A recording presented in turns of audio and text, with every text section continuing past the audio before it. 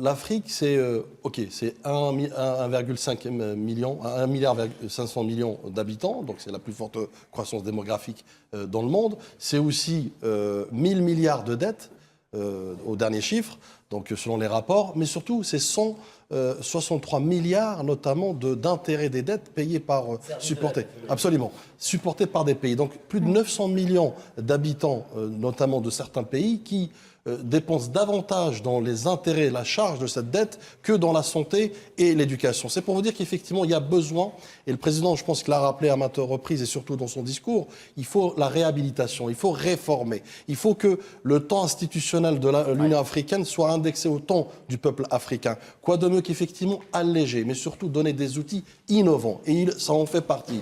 Cette agence de notation, c'est une agence aussi qui permettra d'avoir une confiance des marchés, d'avoir une évaluation locale notamment, mais surtout objective et pragmatique, pour qu'elle permette effectivement d'avoir des investissements, mais surtout aussi se prémunir. Quand j'évoquais ces 163 milliards d'intérêts des dettes à supporter, ce sont des pertes notamment qui ne seront pas investies dans des projets structurants, des projets d'infrastructure, dans l'éducation, dans la santé notamment, pour en citer que ces secteurs très stratégiques. Donc il est fondamental aujourd'hui, il est même vital pour l'Afrique de se doter de ce type d'agence. Mais encore une fois, je parle sous le contrôle de Kherdine, c'est qu'il est fondamental d'avoir cette crédibilité, le président l'a rappelé, que cette crédibilité, cette légitimité doit être portée par tous les États africains avec un engagement franc, sincère, avec une volonté politique pour pouvoir mener à bien cette agence et qu'elle fasse effectivement, elle atteigne les objectifs demandés.